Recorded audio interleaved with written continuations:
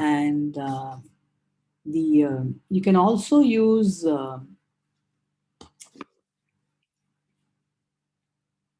BFS and DFS for determining, for example, for cyclicity, BFS can also be used. So what you're looking at is you have a cross edge over here and between two vertices, and then the nearest ancestor. And if they have a nearest common ancestor, that means there is a cycle over here. So you can also find that a graph with n-1 or fewer edges can also have cycles, okay, because it will be a set of disconnected components.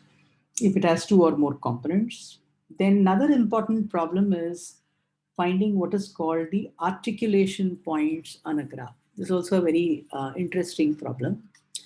And basically, we're looking at removal of a vertex and all the edges incident on it, which causes the connected graph to break into two or more components. If you take this example over here, going back to this graph, now if we remove this vertex A, then it will give you two components, B, D, E, and C, F, G. And this will be two separate connected components, okay? See, one thing is when we're talking about connected components, if removal of the vertex and the vertex is by itself, then you're not worried about it because you want to remove the vertex. But it divides the graph. I mean, you have two separate graphs over here. So you have B, D, and E. Here, you take away all the vertices which are incident on A, and you have another connected component like this. And finding these points, you can also do the same with, if you remove C, for example, from the graph, you'll get these two components. These are called articulation points on the graph. And these are very important from the point of view of communication networks. So, you're looking at a central node, and this central node cannot have a failure. Not the communication networks, you look at electrical grids, for example. The southern grid can never fail, okay? Because if you have southern grid failing in our country, entire of South India will have no power at all. So these are called articulation points, and especially in computer networks, they try to add as much reliability as possible to these articulation points. These are important. And again, how do you find it? You can again use the DF numbering to see whether, basically what we're looking for is it possible to, if you do a DFN numbering over here, is it possible to reach from a higher numbered vertex to something above it? Then you can say that it's not an articulation point. Otherwise, it is an articulation point. You can find the articulation points on the graph. Another problem which is of interest is this graph matching problem. I talked about it. This is much, much beyond the scope of this course, but I just thought I'll leave you with some ideas about it. Basically, what we are saying is, if it's possible for us to take the vertices in a graph, split it into two sets, and you split it into two sets such that there are no edges between, let me call this B1 and this B2, no edges between vertices in B1 or vertices in B2. Okay, so this is a very important point. Then you have only vertices across. This is what is called a graph matching problem. And here, let me give you an example. This is like faculty and courses. Some faculty can teach large number of courses. So faculty 1 can teach 3 courses, 2 can teach 3 courses, 3 can, somewhat younger faculty member can teach, I'm talking about core courses, let us say. 4 can teach 3 courses, 5 can teach 1 course. The objective is to find a matching between the faculty and the courses such that it's maximal.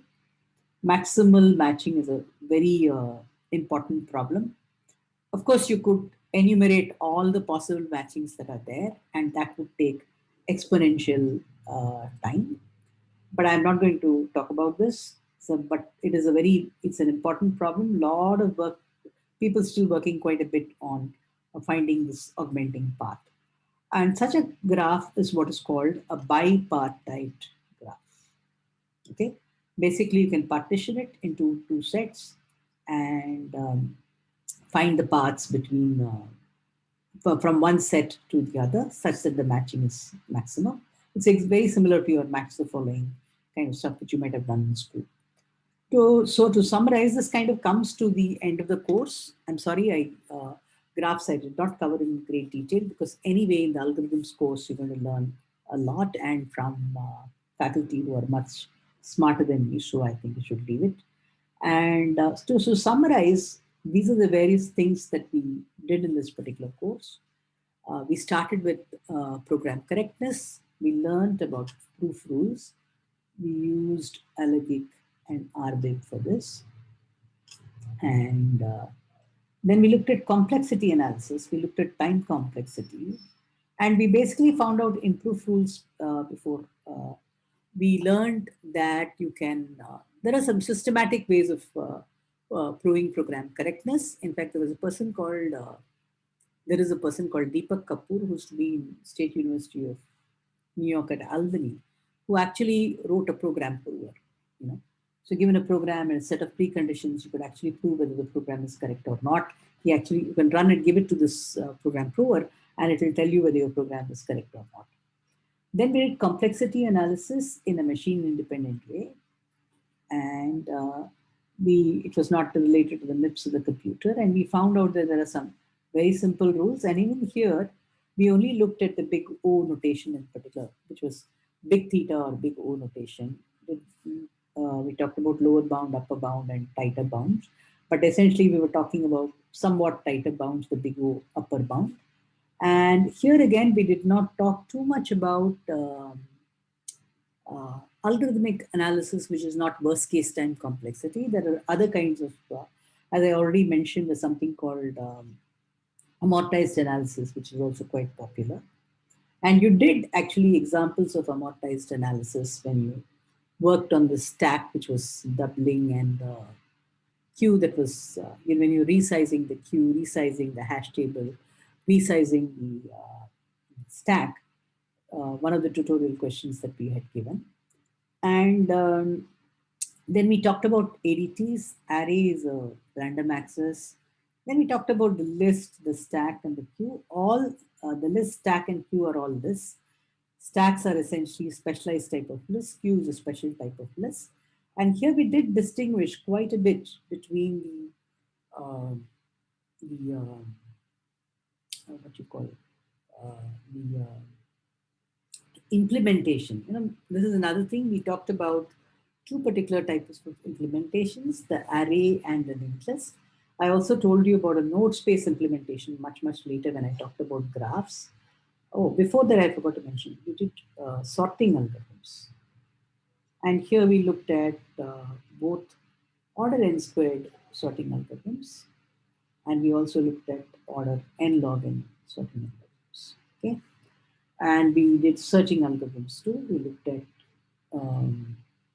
and of course, we looked at bucket sort, and we looked at some searching algorithms with will it be linear, binary, and ternary search, which was given as part of your assignments or your tutorial, I don't remember.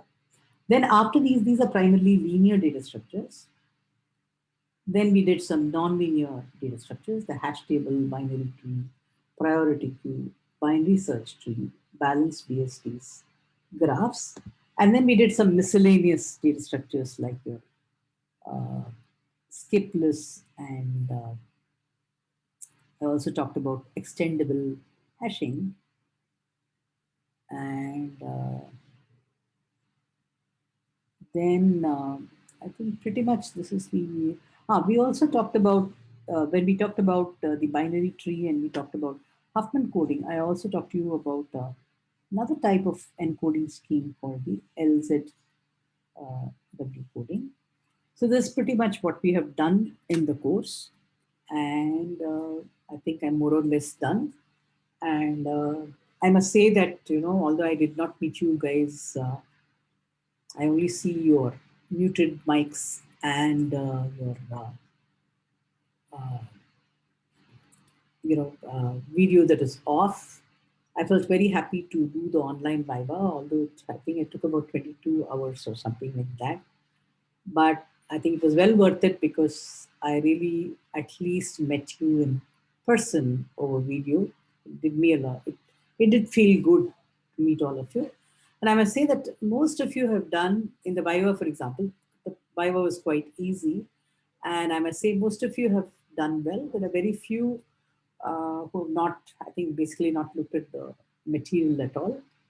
And so we'll stop here. And if you wish, what I can do is either I can take a class, like take some classes on Python, or if you already know Python, I can put up some of these problems like your arrays, lists, stacks, queues. Some of the ADTs I can implement it using the class structure that's available in Python and put it on Moodle so that you can, what I thought was the same kind of programs, and just put it up in Python so that you can get an idea of how to do object-oriented programming. So we come to the end of the course, and I must thank you for bearing with me. I know initially when I was doing slide-based, I was fast. And after that, of course, pre-recorded is not like a live lecture, but it prevented me from getting nervous about, allowing people to come into the class or whatever. Now I've become a lot more conversant with facilities and Zoom has also become much better. So I guess things will get better. Okay. Thank you very much. And we come to the close of the course. And as I said, next Monday, you will have your tutorial. Friday, you have the lab exam. Today, there is a lab. And this will be the last lab on graphs. And then after the next Monday short exam, next Monday tutorial, the following Monday, we will take the short exam. Okay.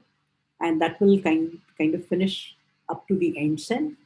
Then the end sem will have two types of tests. One will be like multiple choice to some extent, and another one will be a what do you call a Moodle, the usual short exam format, and we will have basically 2 hours exam, one in the Moodle format and one in the short exam format.